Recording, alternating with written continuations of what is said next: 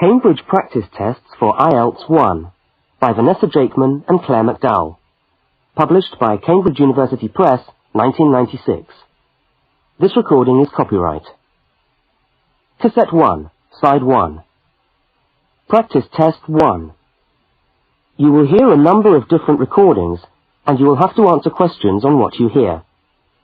There will be time for you to read the instructions and questions, and you will have a chance to check your work. All the recordings will be played once only. The test is in 4 sections. Write all your answers in the listening question booklet. At the end of the test, you will be given 10 minutes to transfer your answers to an answer sheet. Now turn to section 1 of your question booklet.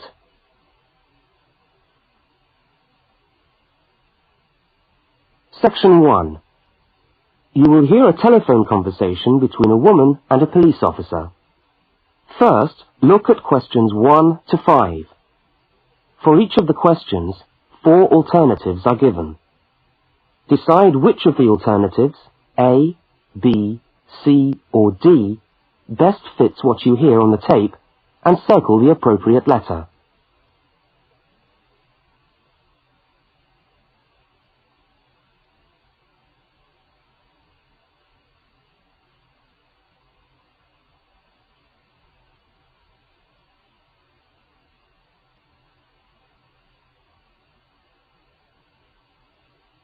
You will see that there is an example which has been done for you.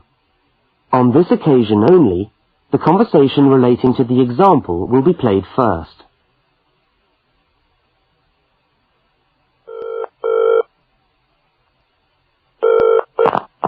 Good evening, City Police Station. Can I help you? Oh, hello. I'd like to report a stolen briefcase, please. Just a minute and I'll put you through. The woman says she wants to report a stolen briefcase, so A has been circled. Now we shall begin. You should answer the questions as you listen, because you will not hear the recording a second time. Now listen carefully to the first part of the conversation, and answer questions 1 to 5.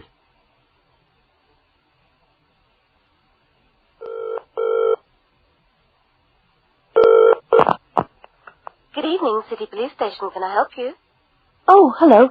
I'd like to report a stolen briefcase, please. Just a minute and I'll put you through. Lost property, can I help you? Oh, yes. I've had my briefcase stolen. Okay, I'll take some details. Tell me what it looks like, first of all. Well, it's a soft leather one, you know, not a heavy box type like a man's. And how does it close? It's got buckles at the front, 2 of them. They're gold-plated ones. Fine. Was it locked? No, I'm afraid not. Never mind. Any distinguishing features? Pardon? Any marks or badges on it that make it stand out? Only the brand name. And where's that? It's on the back, at the bottom in the left-hand corner. It's saggy. Oh, and there's a scratch. It's quite bad, but small, directly above the brand name. I did it recently, putting it on my bike.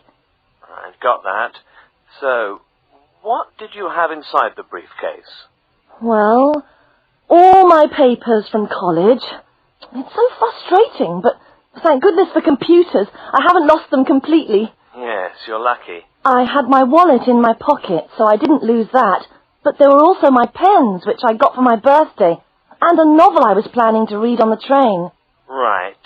Where exactly did you lose the briefcase? Well, I couldn't believe it. I was standing on the platform. It was right next to me. You were holding it? I'd just put it down on the floor, but I could almost feel it beside me. I was watching for my train because sometimes it comes early, and then next time I looked, my briefcase wasn't there. And what time was this? It must have been about 5:20. No, a bit later. I'd say 5:30, because it was just getting crowded, and the train normally comes at about 25 to 6. Before they continue their conversation, Look at questions 6 to 10.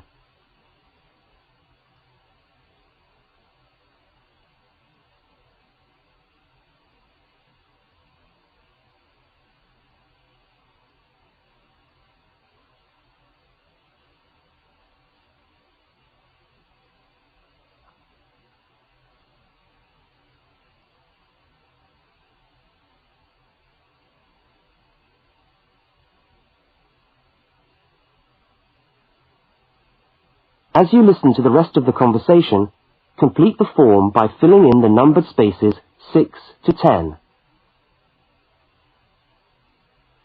Right. If you'll just give me some personal details. Yes. What name is it? I'm Mary Prescott. Can you spell that?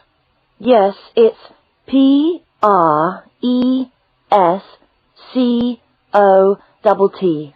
And your address? Flat 2, 41 Fountain Road, Canterbury. Fountain Road. Yes, number 41. And have you got a contact telephone number? Yes, it's 752239. 752239. Fine. One last question. What would you say the value of your briefcase is? Including the contents? Yes. Just a rough estimate is fine. Oh, I'm not sure. Well, the briefcase itself is quite new. I bought it last month for £40. I suppose about £65. The contents are worth about £20 or £25 at least. That's fine. Well, if you could come down to the station tomorrow, you can sign this form and have a look at what we've got here. Okay, thanks. Bye. Goodbye.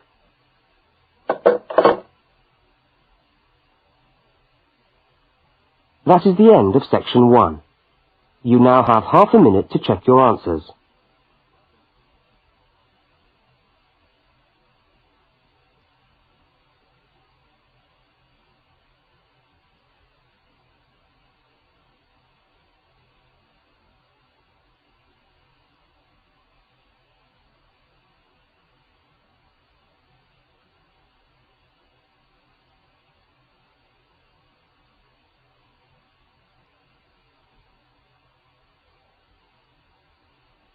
Now turn to section 2.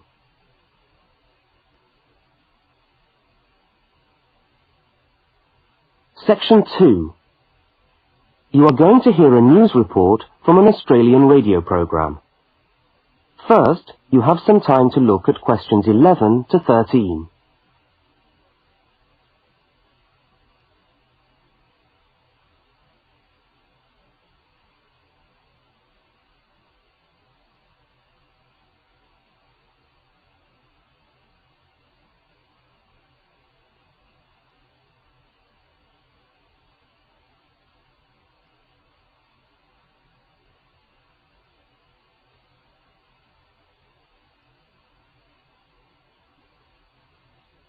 Now listen to the news headlines and tick the 3 other items which are mentioned.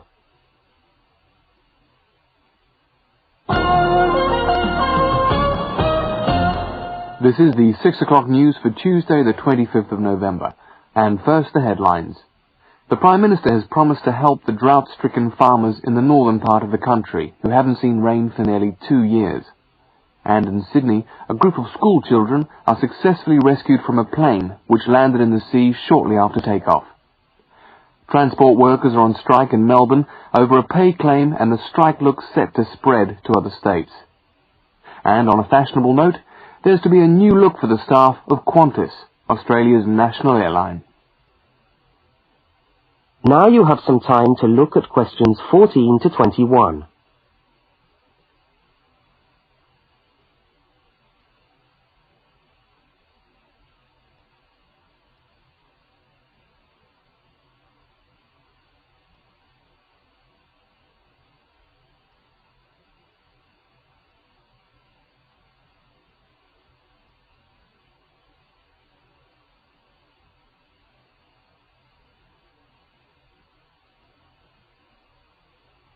As you listen to the rest of the news, complete the notes in the spaces provided.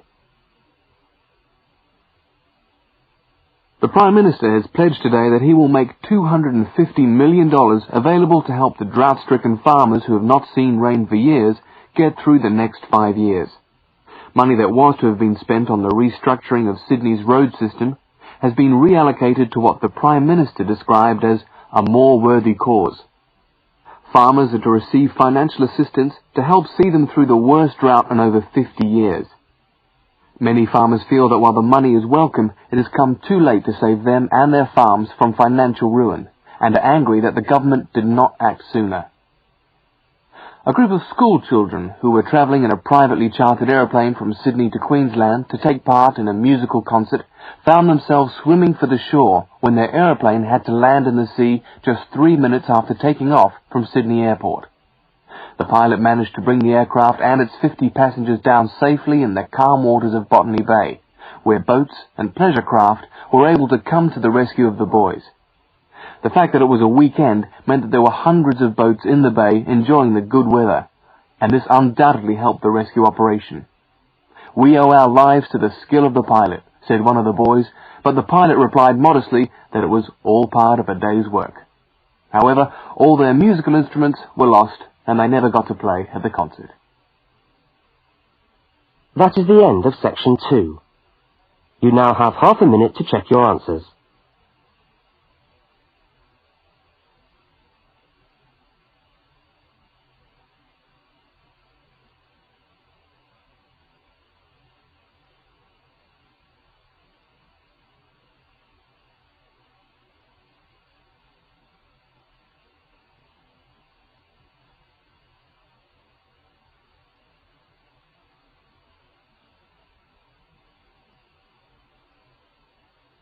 Now turn to section 3.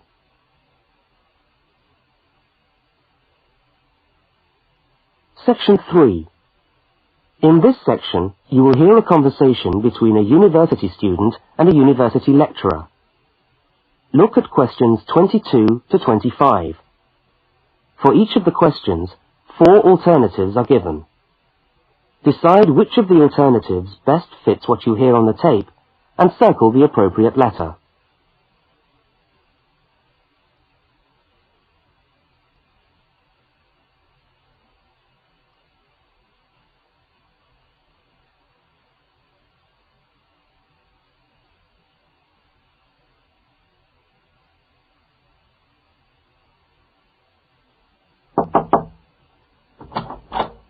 Hello.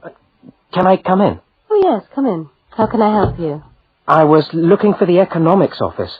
I've been all over the arts faculty building looking for it, but I could only find the School of Accounting and Economic History. Is this the right place? Yes, this is the School of Economics. Oh, good. I'm a new student, and I was wondering if someone could give me some information. Well, I might be able to help. I lecture on that program. What do you need to know? Oh, quite a few things, actually. Firstly, how many lectures a week do I have to attend? Well, the Economics 1 course is a double unit. So there are 2 lectures a week and 1 tutorial. Oh. The lectures are scheduled for Tuesday and Thursday. What time? Let me see. You know, this information is all in the handout, which you should have received yesterday at the orientation meeting. Was there a meeting yesterday? I didn't know about that. No one mentioned... Yes, there was. But never mind. Now, lectures are at 4 in the afternoon. Oh, 4's a bit late. I've got a part-time job that starts at 4:30. Well, you can't be in 2 places at once, can you? And attendance at lectures is necessary.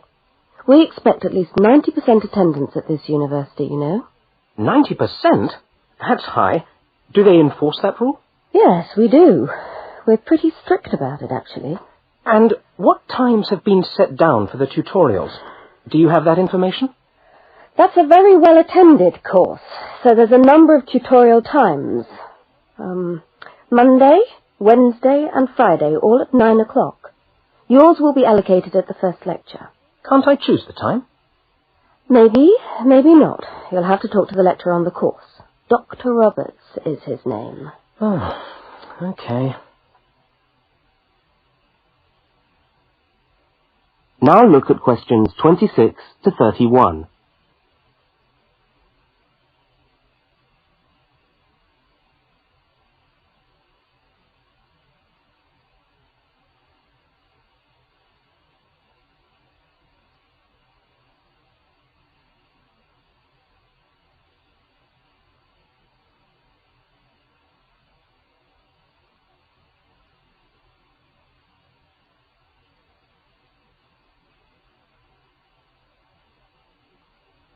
As the conversation continues, complete the notes in the spaces provided.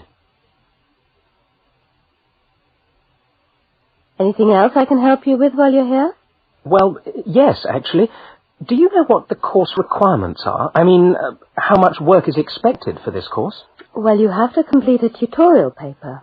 What does that involve? Well, it's a piece of work on a given topic based on some set reading texts. You'll have to give a small talk to your tutorial group. Oh, how long does that have to be?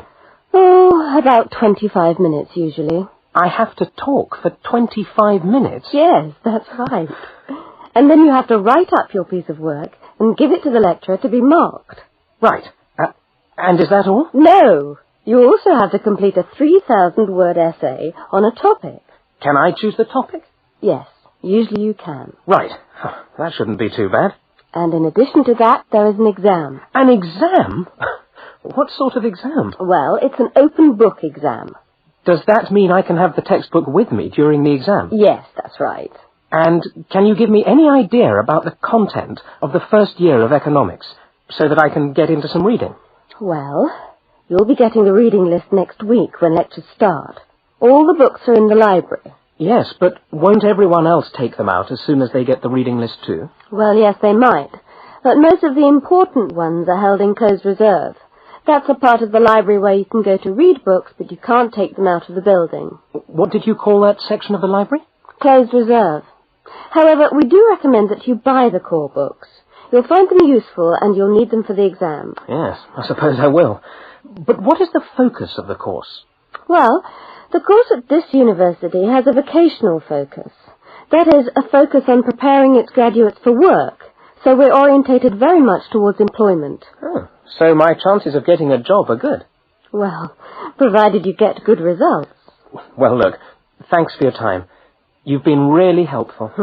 That's fine. See you next week, then.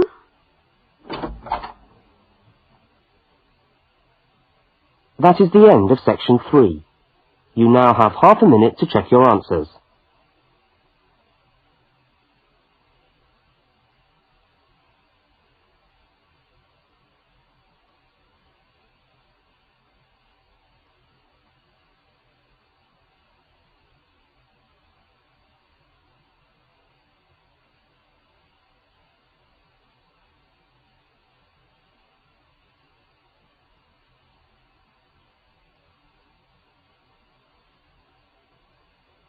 Now turn to section 4.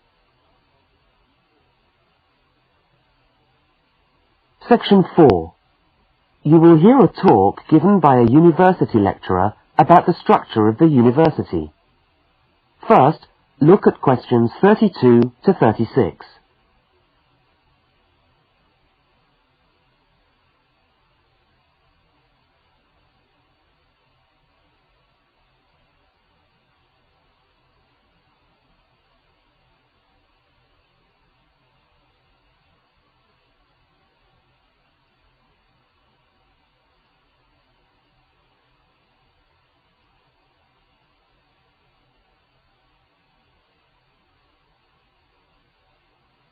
Now listen and answer questions 32 to 36.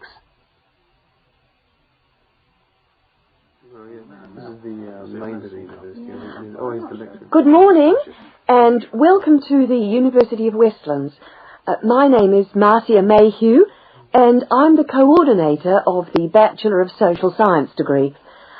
This morning I'd like to tell you about the structure of the university and about some of the requirements of the degree that you're about to enter. The Bachelor of Social Science is in one faculty within the university. That is the faculty where I work, known as Arts and Social Sciences. Here on this campus we also have the faculties of Architecture, law, and science and technology, among others. It's important to know something about the structure of the faculty because as you go through your course, you may need to call on members of the staff to help you. At the top of the faculty, we have a dean, and below the dean, we have 3 divisions.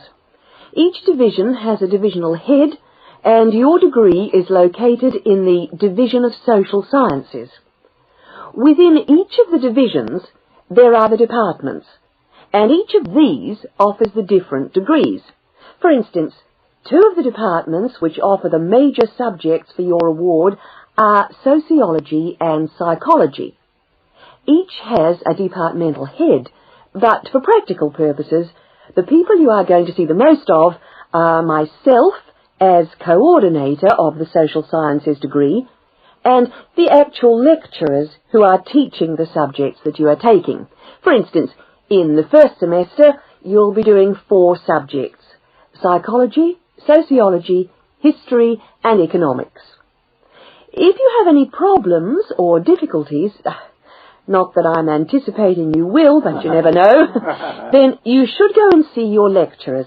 For instance, you may find that you can't meet a deadline for an essay, or perhaps you're having problems with attendance.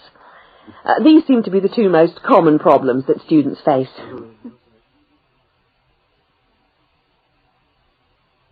Now look at questions 37 to 41.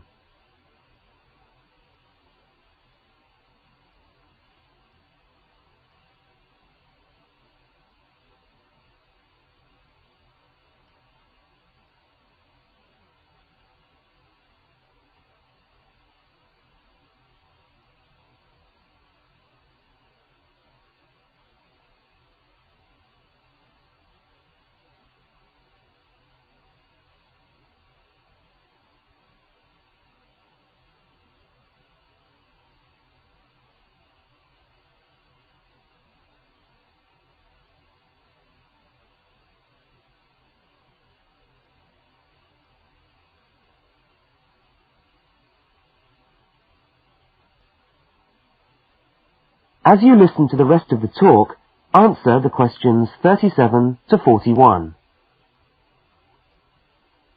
If your lecturers are unavailable, you can always come and see me in my office. I'm available on Wednesday and Thursday mornings and on Friday afternoons. Outside these hours, perhaps you could ring the secretary and make an appointment. Now, you'll note that all of the subjects which you undertake in the first year are composed of lectures and tutorials. A lecture is about an hour long, and a tutorial usually runs for about 2 hours. A lecture is rather like what I'm doing now, where one person will talk to all of you together on a subject. Now, we do ask you to try to attend the lectures. A tutorial is perhaps where most of the learning occurs at a university. You will be divided into groups of between 12 and 15 students, and each week one of you will have to present a piece of work to the group as a whole, and then the group will discuss what you've said. It's this discussion, this exchange of ideas, which really constitutes the basis of university learning, in my view. Listening to lectures in many ways is just giving you information that you could access for yourself in the library. But the discussion at the tutorial is very important. This doesn't mean that you shouldn't go to the lectures, though. Other factors to be particularly concerned about are the structure of essays and delivery of written material. And in particular, I would like to mention the question of plagiarism. Plagiarism is taking other people's work without acknowledging it. That is, without saying where it comes from. Now, of course, all essays are based on research done by other people, but you must remember to attribute the work to the original writer. And while it's a good idea to work with other people, don't hand in work which is exactly the same as your friend's work, because we will notice. If you don't acknowledge the source of your information, then you run the risk of failing the subject, or in very serious cases, you might be denied entry to the university. Last but not least, stay in touch with us. If things are getting you down, don't go and hide. Come and talk to us about it. That's what we're here for. Right. Thank you very much for coming along today.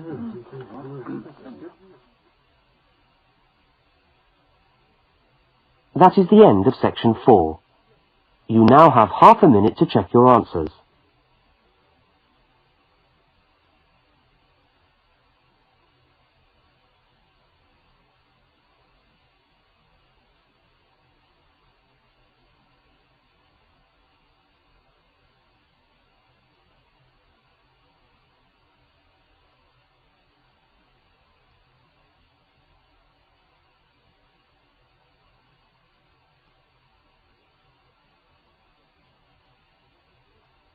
That is the end.